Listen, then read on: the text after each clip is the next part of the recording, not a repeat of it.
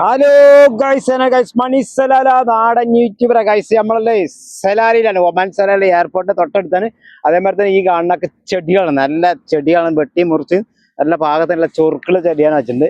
പിന്നെ ഞാൻ പറയാൻ വന്നത് വെച്ചാൽ ജബലിലാണ്. ജബൽ വെച്ചാൽ മലന്റെ അടുത്താണ്. ഈ മലന്റെ ഈ ഭാഗത്ത് വന്നു കഴിഞ്ഞാൽ നമ്മൾ സലാലയിൽ തെങ്ങുമ്പോൾ കയറുന്ന മലയല്ല, ജബൽ ഈ ഭാഗത്ത് വന്നു കഴിഞ്ഞാൽ, ജബൽ വെച്ചാൽ മലന്റെ ഈ ഭാഗത്ത് വന്നു കഴിഞ്ഞാൽ സാധാരണ നമ്മൾ തെങ്ങുമ്മ കയറിക്കാണ്ട് ഇറങ്ങിക്കാണ്ട് പായാനൊന്നും പറ്റില്ല, കയ്യും കാലൊക്കെ കീറും. എന്താ വെച്ചാൽ അതിന്റെ സാധനം കാണിച്ചിറങ്ങേണ്ടി വരും. ഈ തെങ്ങിന്റെ ഈ ഭാഗത്തേക്കാണ് കാണിച്ചത്. തെങ്ങുമ്മ ഈ നൗഞ്ഞുണ്ടാവും. നൗഞ്ഞിച്ചാൽ ഇതാ ഈ സാധനം, ഈ സാധനം ജബലില് ഒരുപാട് സാധനങ്ങൾ തെങ്ങുമ്മ നിറച്ചുണ്ടാവും, തിരി വെച്ചിട്ടാവും. പക്ഷെ ഇത് ഒട്ടിച്ചൊന്നല്ല, ഞാൻ ഒട്ടിച്ചൊന്നല്ല, ഇത് പോരൂല. കണ്ടങ്ങൾ തെറിച്ചതുണ്ടോ? ഇതാണ് സാധനം. ഈ സാധനം തെങ്ങുമ്മ ഒരുപാടുണ്ടാവും. അതേമാതിരി തന്നെ നമുക്ക് നേർക്ക് കയറി ഇറങ്ങാനൊന്നും പറ്റില്ല. ഈ ഭാഗത്ത് ഈ കാണുന്നുണ്ടോ? ഈ ഭാഗത്ത് അത് നൗഞ്ഞിച്ചാല് എന്താ വെച്ചാൽ നൗഞ്ഞിന്റെ അതേമാതിരി തന്നെയാണ്. പക്ഷെ സാധനം നമുക്ക് ആ തെങ്ങുമ്പോ നിറച്ചുണ്ടാവും.